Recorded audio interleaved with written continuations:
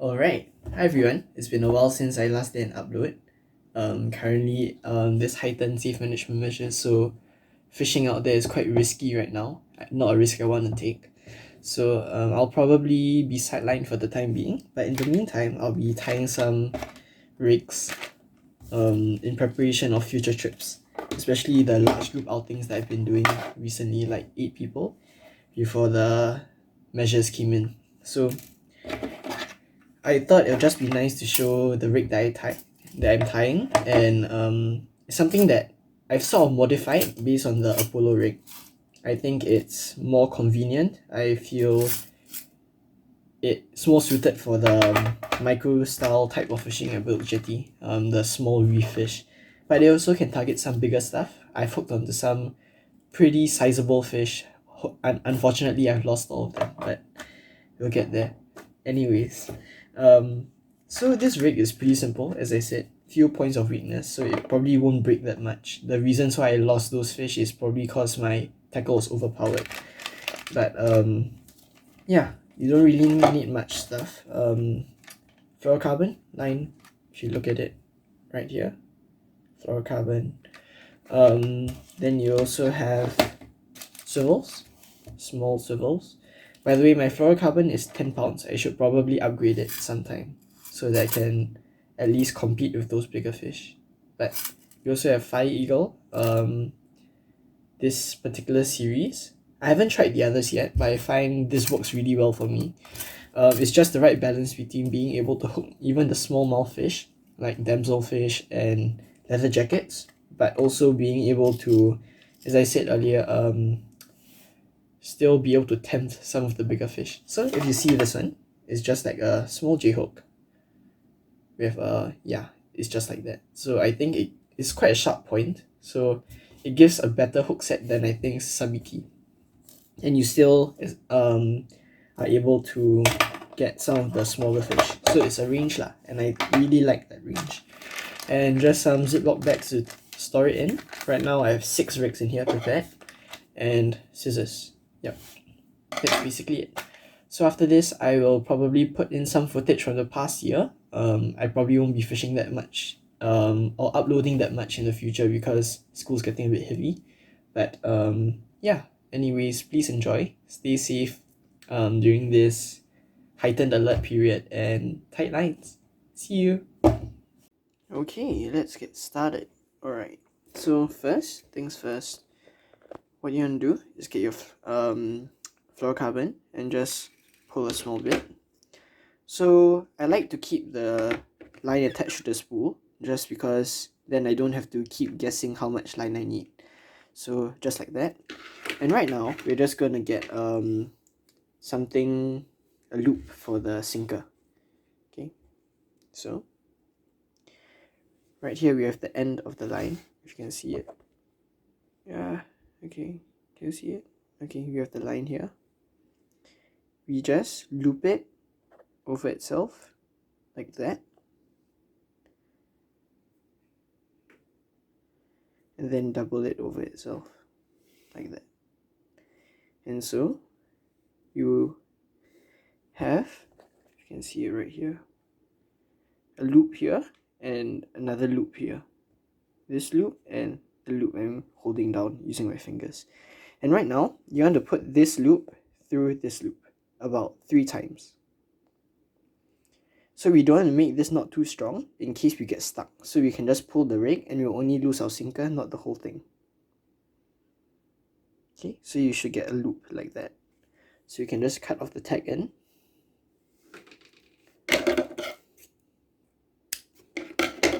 Okay, let's put that aside.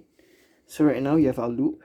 This is the first knot that we have. Actually, this rig only uses up 2 knots, so it's pretty good and convenient. Okay, so right now you have this loop, and how you're going to attach this to the sinker. For example, if I have this as a sinker, I have the... Actually, I should go get a sinker, shouldn't I?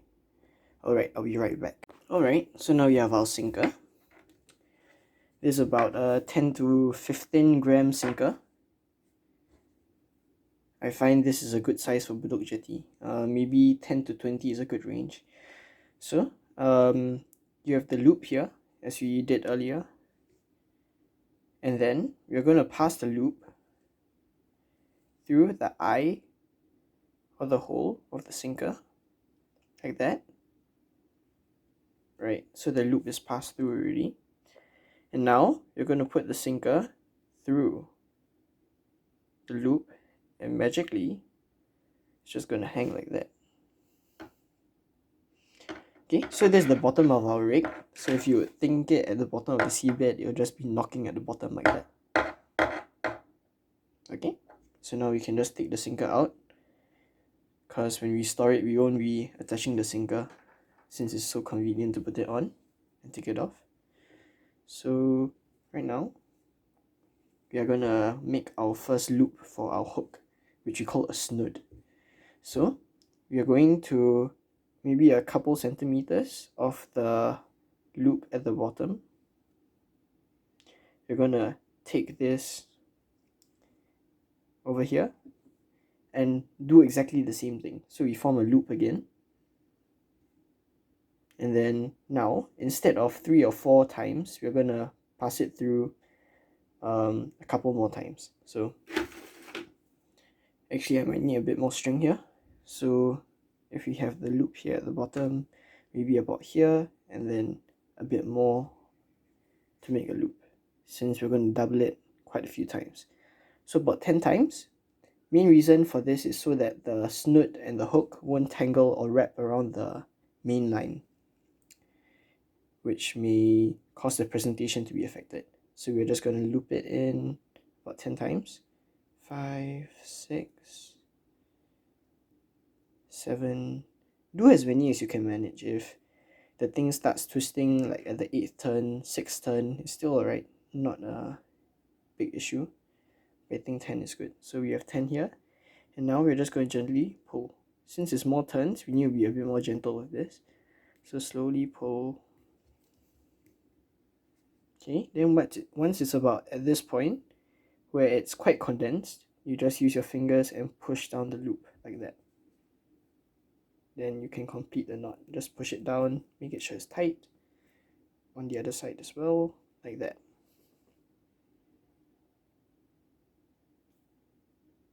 Can you see it?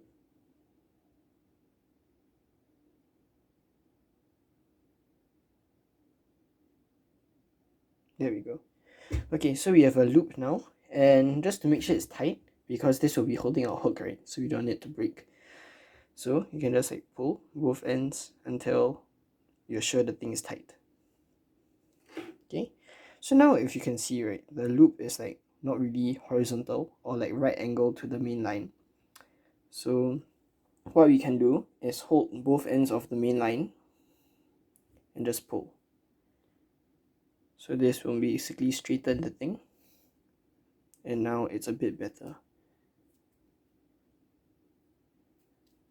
This is just an extra step that you can do just to make it a bit prettier, like that. So now it's really quite a right angle. Right? Okay.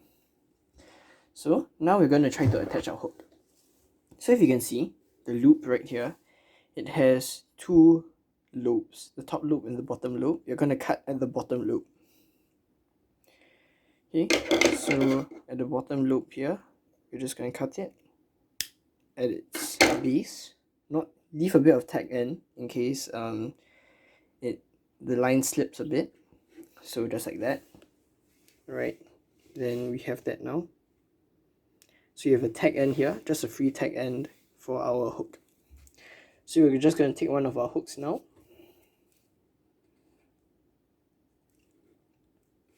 Just like that. And make a loop. So this has many loops. Right next to your elongated knot here, right, you just make another small loop. So like that, and just hold it so.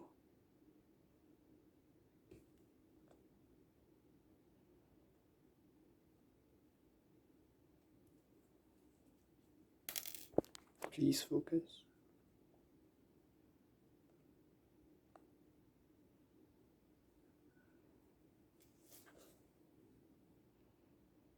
Okay.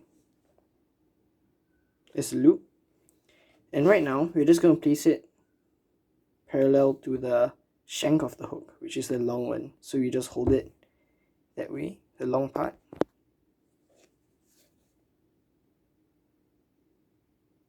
Okay, so it's like that. And now we're just going to hold the loop and the hook together here, as so. So we're just basically going to snell it. If you know how to snell, you can just skip this part. So right now I'm just going to wrap it a few times. Wrap the tag end around both the loop and the shank of the hook several times while holding the loop down. I like to do 6. 6 is a good number. Okay, then once you're done, you will take two of your fingers, hold down all the loops that you've just made, and then you can let go your other hand. And you're going to put the tag end through the loop that you created from the start. So like that. Okay, so now it's through, and you're going to swap hands again. So now use your left hand to hold everything down, and then just pull using your right hand. Just pull from your main line, from the knot. Just pull, pull, pull, pull, pull, slowly, and eventually you're going to end up with a snell.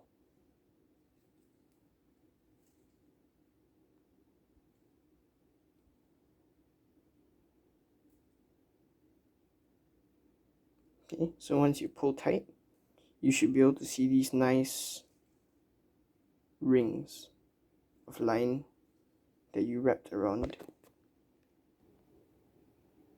Okay, so there are a bunch of loops around, so now the hook is tied on, and you can just cut off the tag end like that. So now we have our hook attached, as so. And at the bottom of the C is just going to be like that. Yeah, so the hook's just going to dangle. Sometimes I like to do 2, sometimes I like to do 3 hooks on this rig. 1 would also work, I guess, but 2 is my favorite at the moment. Just the right amount, I think. Yep, so it's just like that. And some things I like sometimes is to make the hook a bit lower, like that. So just start out the loop a bit lower, so it's closer to the C bit, and make this snood a bit shorter, so make a smaller loop for that as well. Reason being, you can target the bottom dwelling species a bit better, and also it's more sensitive if your snood is shorter, but at this scale shouldn't be that big of an issue as long as you have a good line and sensitive rod. Okay, so right now I'm just gonna tie on my other hook just real quick. So as I did earlier, just above my first hook, just make another loop, pass it around 6 to 10 times.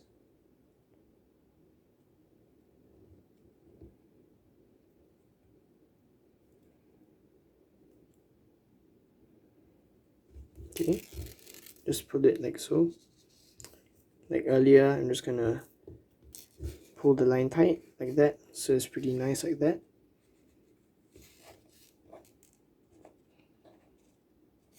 Okay.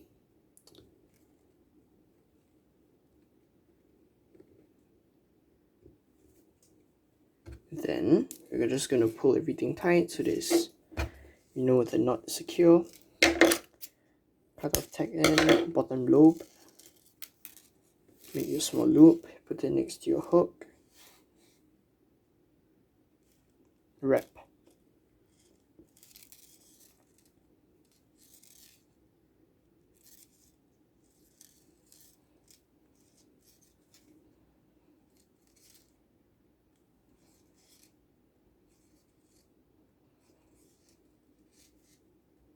Puts it through the initial loop. Pull. And there you go, there's your snell.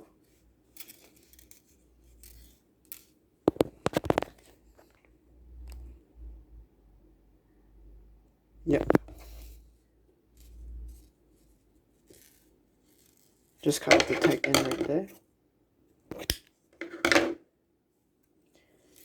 Okay, so here's your rig for finally you have 2 hooks, and I like to give about half an arm's length just to have it as a sort of leader.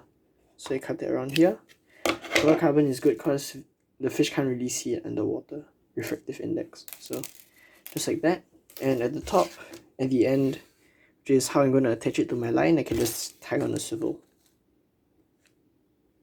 Yep, I won't do that now because I usually do that on site. But now I'm just going to keep it. So take my bag, take a Ziploc. Of course you can reuse these. So Ziploc, you just take one end of your line. I like the loop end. Take your fingers, wrap it around 2 fingers. So 2 fingers or 3 fingers depending on how big your bag is. So you just have this loop. You take everything out like that. You have this nice coil. Just put it in your bag.